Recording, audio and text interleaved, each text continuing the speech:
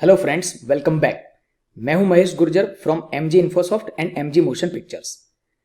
इस लेसन में हम एंगुलर ऐप के फाइल्स एंड फोल्डर स्ट्रक्चर के बारे में जानेंगे। इसको मैंने दो पार्ट में डिवाइड कर दिया है। फर्स्ट जो है जनरल यूज के लिए एंड सेकंड जो है वो एडवांस यूज के लिए।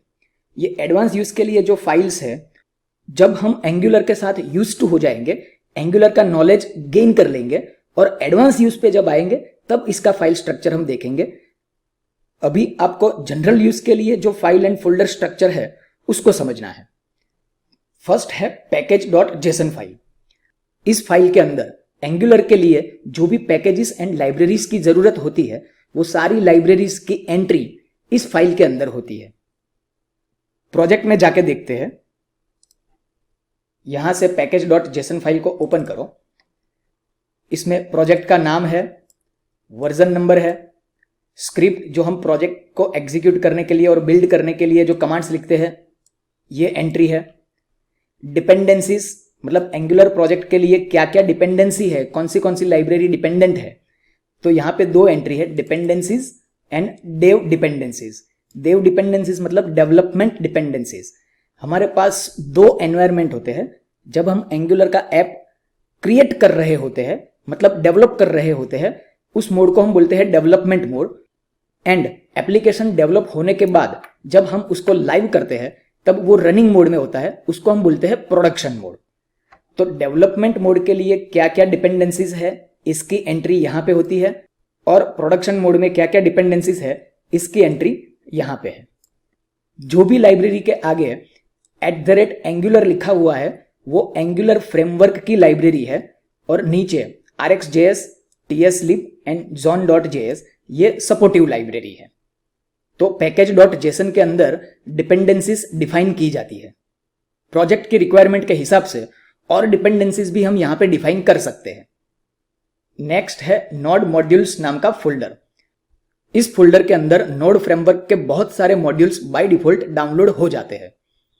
ये सब मॉड्यूल का क्या काम है, उसको यूज कैसे करेंगे, वो सब जब हम प्रैक्टिकल करेंगे तब देखेंगे।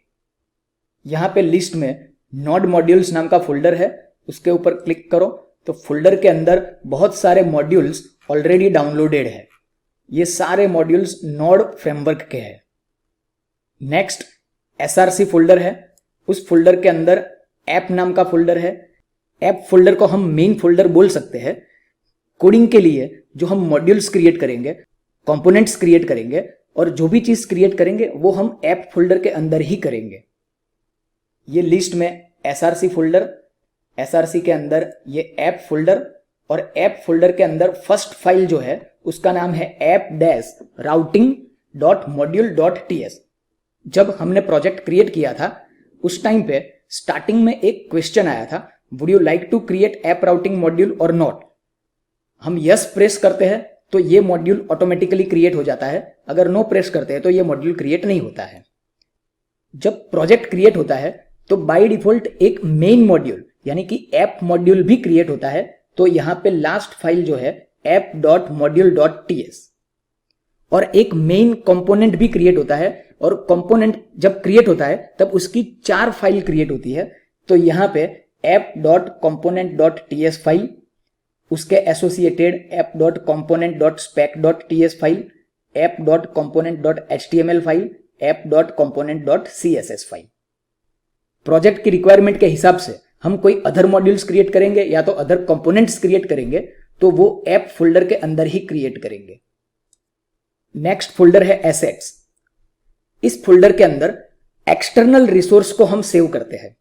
एज एन एग्जांपल, सपोज कोई हम टेम्पलेट का यूज करते हैं तो टेम्पलेट के अंदर जो भी इमेजेस होगी, टेम्पलेट के अंदर जो CSS होगी, जो जावास्क्रिप्ट होगी, वो सारी फाइलें हम एसेट्स फोल्डर के अंदर सेव करेंगे।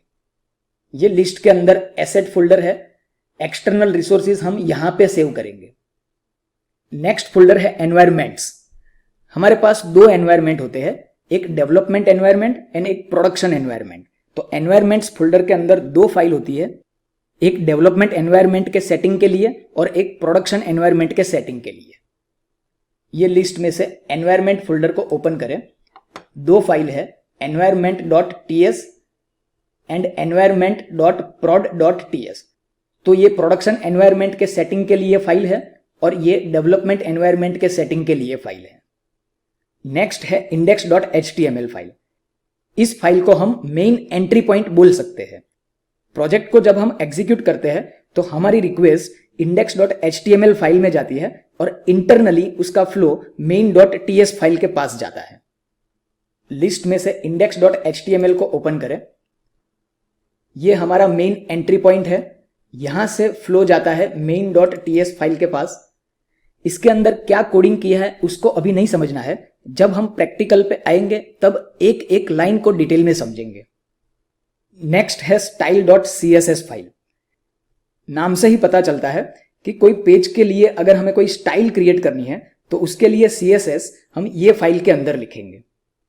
ये लिस्ट में से style.css फाइल को ओपन करें।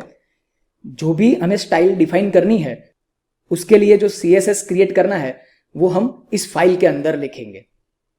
तो फ्रेंड्स, जनरल यूज के लिए फाइल्स एंड फोल्डर स्ट्रक्चर को समझ लीजिए। एडवांस यूज के बारे में हम बाद में देखेंगे।